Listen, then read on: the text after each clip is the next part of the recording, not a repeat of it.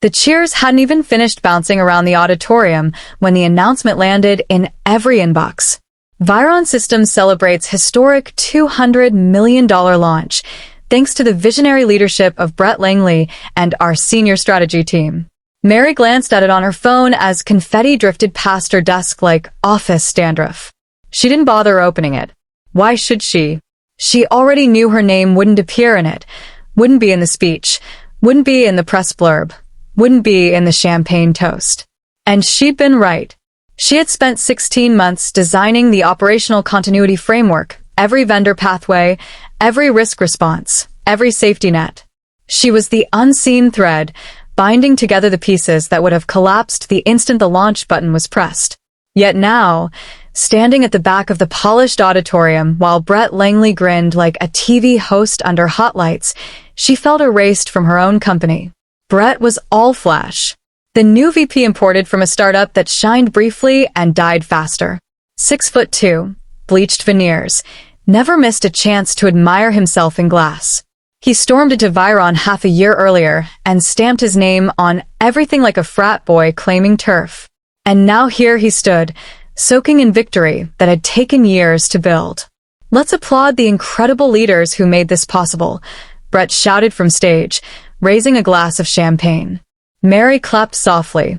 He listed 5 men and 1 woman, none of whom had touched the continuity dashboard in more than a year. The crowd erupted. Balloons. A live jazz band started up. Someone cracked open a bottle far too costly for the break room. She turned toward the exit.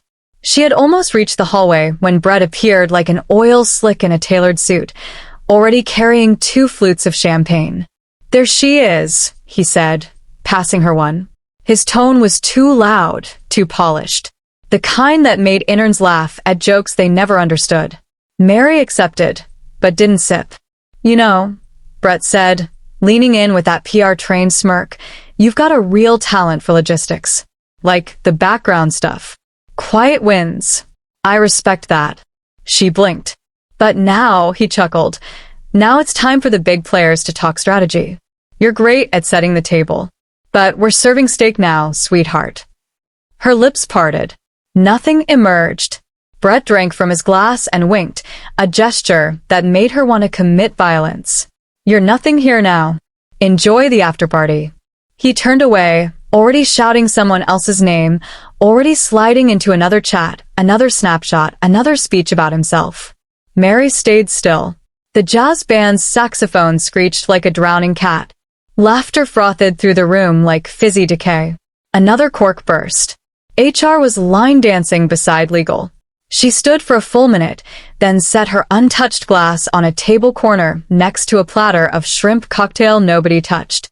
She walked out of the hall, past the banners, past the glowing screens, past the corridor where she once ran fire drills and vendor stand-ups. And when she hit the stairwell, she didn't cry. She didn't yell.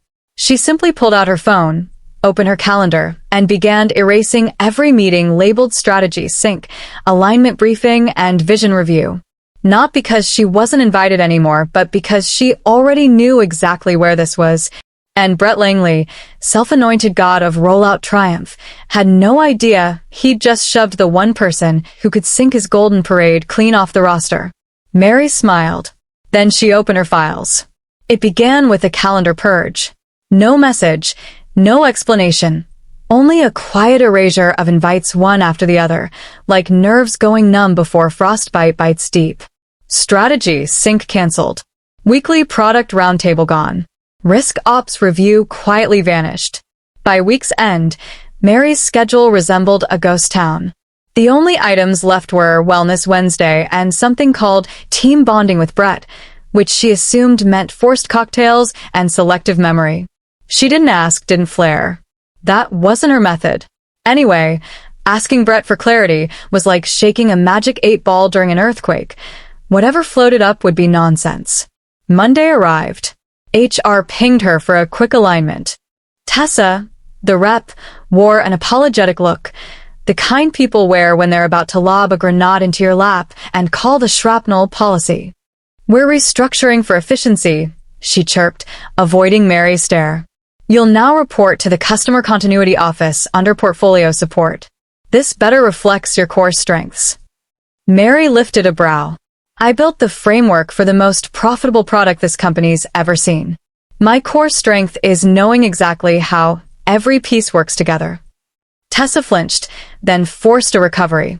Exactly. And you'll be supporting our new product ops liaison, Sarah. She just came in from Salesforce last week. She's got great energy. Mary said nothing. Just let silence stretch out, thin and smothering, like plastic wrap over a suffocating truth. We think this move gives you space to focus on what you do best, Tessa tacked on weakly. Mary signed the acknowledgement with a stylus that had more backbone than anyone else in the room. Back at her desk, she discovered her permissions gutted. No direct access to vendor compliance reports. No authority to greenlight escalations. Even her Slack doors slammed shut. Channels she once ran now listed her as guest. Still, she kept quiet. Instead, she opened the private folder she'd created 6 months earlier. A folder no one else knew existed. Labeled, simply, failsafe. Inside weighted PDFs of vendor agreements, margins full of her notes. Time-stamped exports of continuity flowcharts, her initials baked right into the metadata. Internal memos she drafted and quietly CC'd to herself. Everything, from pre-launch procurement approvals to post-launch rollback procedures. She'd always known someone. She knew they would try to bury her. That's why she documented everything, not from fear, but from reflex. Years in her career had taught her that whatever people forgot, they later swore they were right about. And whatever they were right about, they turned into a weapon. So she pulled up the internal message logs, every single change request, each approval, every routing email with her name sitting in the to or from line. She didn't print them yet, but she stamped each one with a digital watermark, backed them up onto a private drive, and locked the archive with an encryption password no one in the building could ever guess. Then came the binder. Not the public one, the polished, leather-bound showpiece Brett kept propped on his shelf like some kind of trophy. Mary had the real one, the working copy. Pages filled with blue ink scribbles, sweat marks, and post-it flags sticking out like tiny war banners. It still carried the faint smell of her panic from Q3 when the vendor portal nearly collapsed during regression testing. She thumbed through the binder until her eyes landed on the line she remembered. The policy owner field. It had been filled in by her during the documentation overhaul. The space had been blank, nobody cared, so she claimed it. She had it reviewed, signed, uploaded, approved. Because when no one bothers to pick up the pen, the one who writes sets the rules. And now the pen was hers. Brett could act like royalty all he wanted. He could shuffle, realign, restructure until the org chart looked like modern art splattered on canvas. But he hadn't read the fine print. He hadn't asked who actually controlled the machinery he was parading around like a prize hog. Mary leaned back in her chair. She didn't need to sit at the big table. She already owned the fire extinguisher. And eventually something always burned. It had been one of those washed-out Tuesdays, when time stretched like stale gum and the air reeked of burnt coffee and unfinished deadlines. 6 months before launch, Mary had been holed up in Conference Room C, surrounded by dead air, binders stacked like tombstones, and the suffocating silence of plausible deniability. The Continuity Framework Review wasn't a job people fought over. It was dense, miserable, but absolutely essential. That was where operations buried the safety clauses that kept the company from falling apart if a vendor missed a shipment in a storm or someone tripped over a power strip in the server room. The binder itself had been chaos. Half the protocols outdated. Vendor charts still referencing a legacy tool 2 upgrades behind. One escalation contact still listed a manager who had died in 2018. And because Mary was the only one who actually understood what each document was for, she was the natural sucker chosen for cleanup duty. Brett, still shiny and new, had brushed it aside with a smirk. Let the adults handle the glamorous stuff. You're the detail ninja, right? She remembered the exact second she stumbled on it. Page 73. Appendix D. A small beige box labeled Policy Owner. Empty. Not TBD. Not legal. Not even ops lead. Just blank. She paused, pen hovering. Then she checked SharePoint history. No edits in 2 years. She scoured her inbox. Nothing. No owner, no assignment, no claim. Nobody wanted it. Ownership in policy meant liability. Liability meant scrutiny. Scrutiny meant blame. And people in Brett's world dodged blame like it carried the plague. Mary looked at that empty space and quietly wrote, Mr. Hannigan. She didn't even blink. She initialed it, closed the binder, and reminded herself to include it in the Q2 compliance update. A week later, she delivered it to audit, got it logged, reviewed, notarized. Not glamorous, not flashy, but real. Nobody asked, nobody noticed. That was the thing about governance documents. They're long, boring, and make people feel small, so no one reads them. Not until they're needed. She hadn't expected it to matter. It felt like just another stitch in the endless quilt of corporate back-end work. She did it out of instinct, out of duty, out of the stubborn belief that if she didn't patch the holes, nobody else would.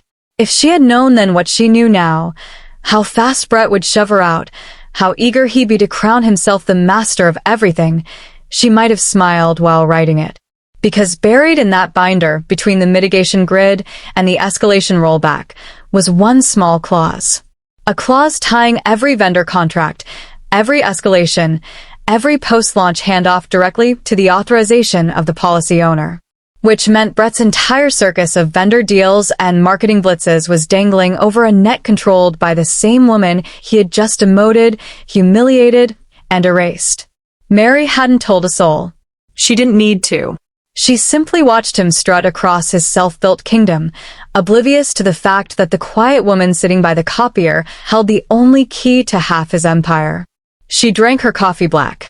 She stayed silent. And she waited. It was almost remarkable how quickly Brett moved once the confetti fell. Less than a week post-launch, and he was already firing out press releases, flexing in LinkedIn posts, name-dropping vendor partnerships like celebrity cameos. He walked into all-hands meetings like a TV host, tossing out buzzwords like scaling synergies and harnessing momentum.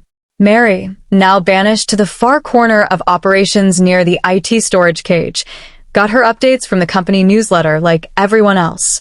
The first deal landed on her radar on a Tuesday morning. She hadn't even opened the file before her gut tightened.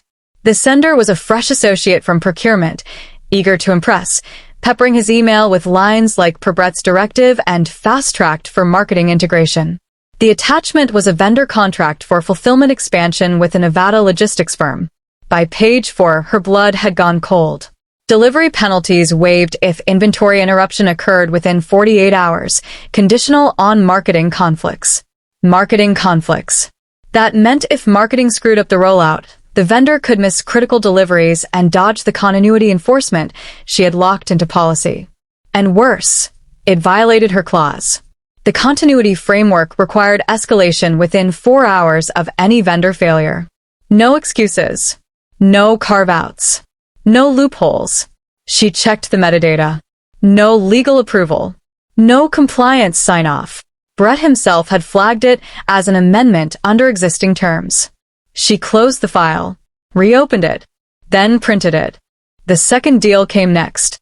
This one appeared in her inbox through an automated ping from the vendor registration portal, access she still had, thanks to the backdoor she had built months earlier. Brett had rushed through a rapid onboarding contract with a promotional warehousing firm for overflow inventory after launch. The contract, 90 days, auto-renewal, escalation route, none listed, override authority, VP-level discretionary. Translation: if the warehouse stalled during a support cycle, there would be zero formal escalation. No support teams alerted, no vendor chain triggered. Nothing. A vacuum carved out by arrogance and neglect. And it didn't just violate one. It broke 3 of her written policies under Section 2C of the Continuity Framework. Mary didn't respond. Not immediately. Instead, she quietly forwarded both agreements to legal. Her message was brief, almost polite. Hi, flagging possible conflicts with our active continuity protocol. Both deals appear to bypass post-launch escalation. Could you confirm if these were reviewed against the policy owner clause? No one answered. 1 day passed. Then 2. On the 3rd day, Brett posted a grinning selfie in front of a delivery truck with the caption, "When ops runs smooth, strategy wins." Huge thanks to our new partners for scaling with us. #delivery fire. Mary looked at the picture. She didn't like it. She didn't comment. She simply walked to the printer, gathered the contracts, and slid them into a red folder in her drawer labeled "Only When." Nothing more. She clipped her legal email to the top as a cover sheet, stamped the date, and shut the drawer. Next, she opened her private continuity dashboard. Technically, her access had been limited months ago, but she'd coded the backend herself, leaving breadcrumb trails inside the system's architecture, not for sabotage, but for insurance. She checked the escalation timers.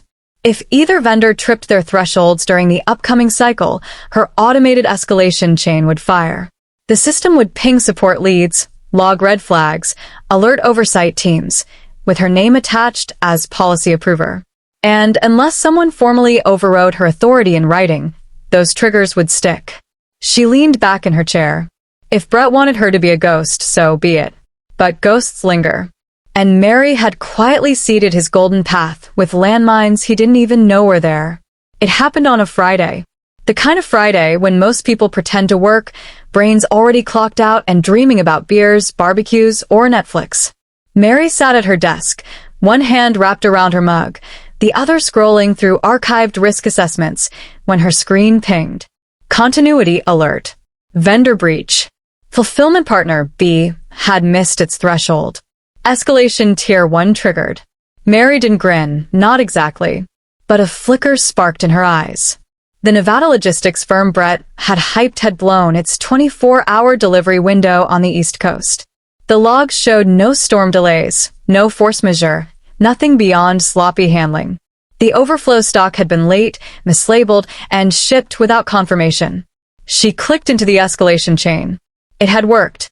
Her hidden protocol fired like a fire drill. Support leads flagged. Red markers logged.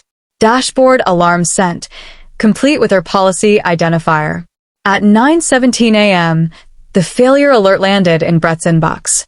At 9:29 a.m., Brett stormed onto the operations floor, face like thunder, printout in hand. "What the hell is this?" he barked. "Why am I being flagged for routine inventory hiccups?"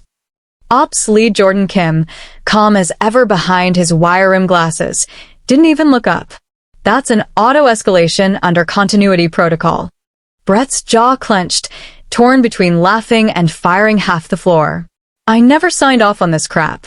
Where did this even come from?" Jordan scrolled. "Says here, policy owner embedded it last cycle. Protocol 2C3 triggers auto-escalation if thresholds are missed and no override is filed." Brett scoffed. "Then, override it. This is a waste of time." Jordan shook his head. "Can't. Not without policy owner approval. Governance locks it. My dashboard doesn't even have override options." That was the crack. The small silence when a man used to winning realizes something beneath him has shifted. Brett's breath hitched, rage ready to boil over. Who the hell even is the policy owner? Jordan just tilted his monitor so Brett could see the name. Mr. Hannigan. Brett stared like he'd just swallowed a spider. "She doesn't even work in strategy anymore," he muttered, stepping back like the screen had cursed him. Jordan shrugged. "Doesn't matter. She's listed. It's in the system. And I'm not touching anything without her ticket." For a beat, Brett stood frozen, calculating whether brute force or boardroom theater would save him quicker. Then he cursed under his breath, "Jesus Christ," and stormed out. 3 rows away, Mary didn't move. She didn't look up. She heard his steps, the anger, the disbelief carried in his voice. She didn't need to see his face to know. The silence that followed told her everything. Because he didn't march over. He didn't call her out. He didn't even try. He couldn't. He hadn't studied the framework. He didn't understand the clause. He didn't know the machinery he'd bulldozed. And now, for the first time, He realized there was something beneath his gold-plated throne that he didn't control. Mary opened the red folder.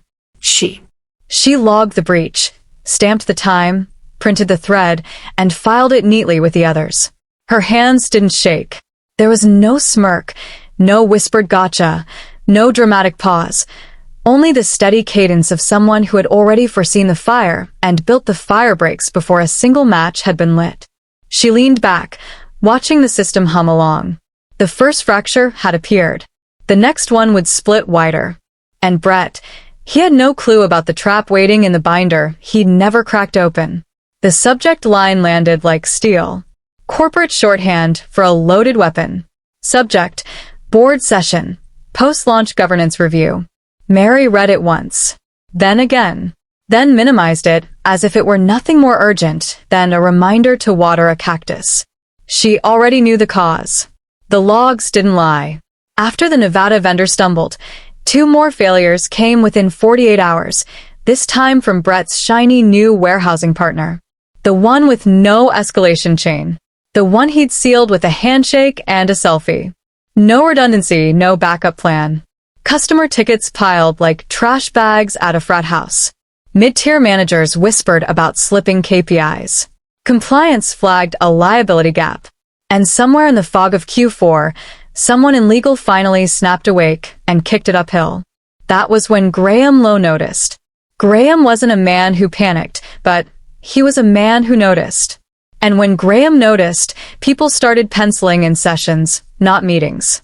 Sessions were when New York board members flew in, when people said words like fiduciary oversight and reputational risk. Sessions were when someone always left the room with sweat bleeding through their collar. Brett, of course, didn't see the danger.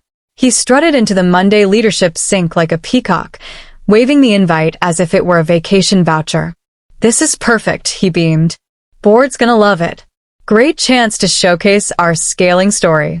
I'll walk them through the vendor rollouts, spotlight the fulfillment pivot, maybe even sneak in a proposal to expand marketing spend. Might be time to start talking Chief Strategy Officer." Huh. He winked. The room stayed stone quiet. Mary sat in the back, sipping coffee like background noise. When the sync ended, she returned to her desk. The request was already waiting. Please provide operational notes on current post-launch continuity procedures. Include logged deviations and risk assessments. Attach all supporting documentation. She smiled.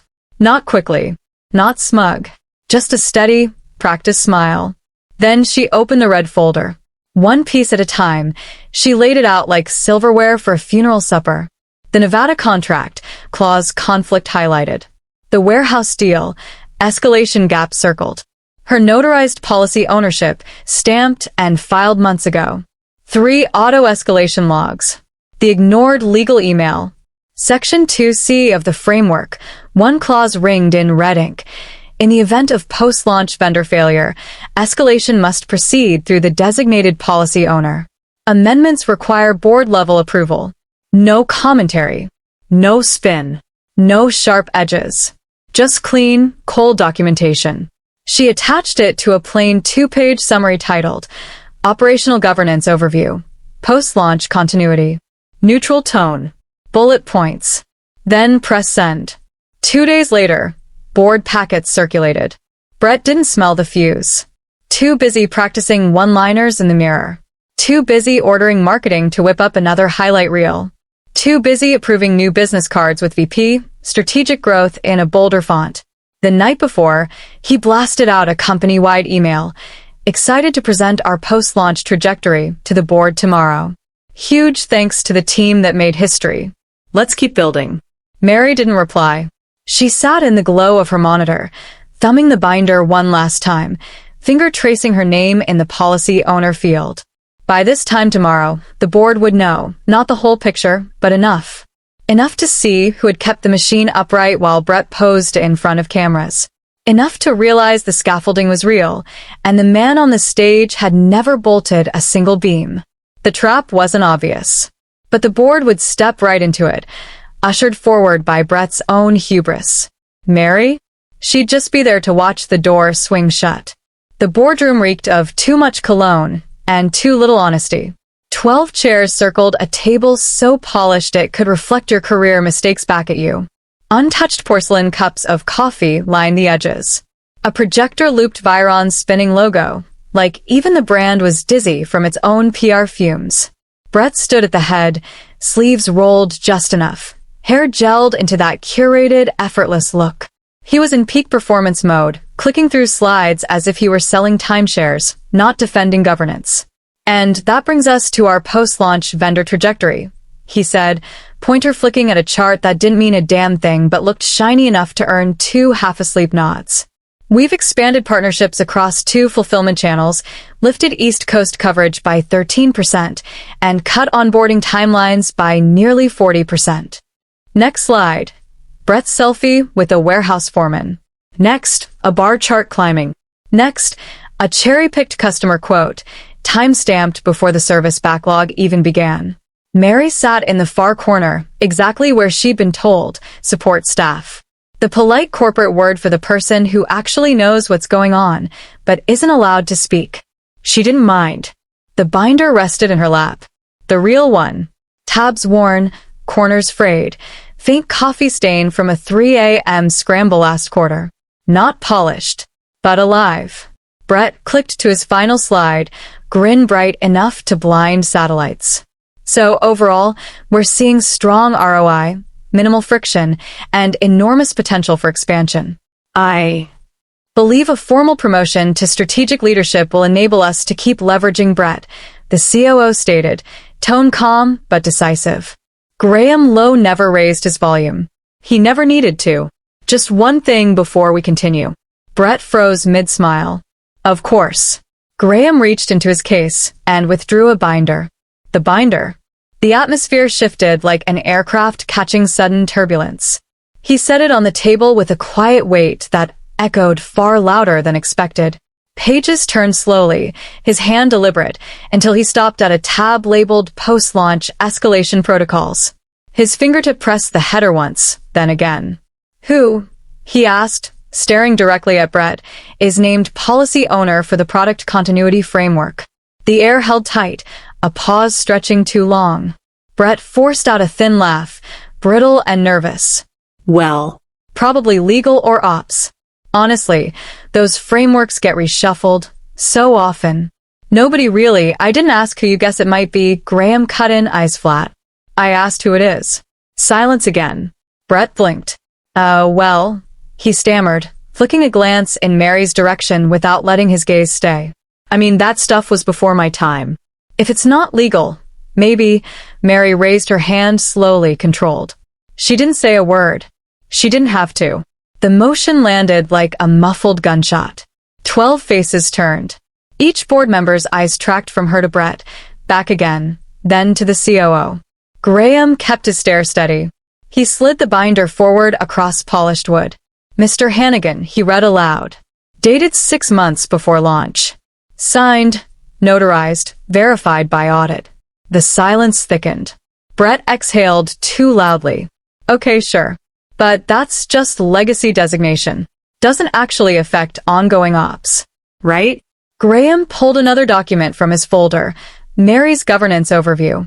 No flair, no accusations. Only evidence.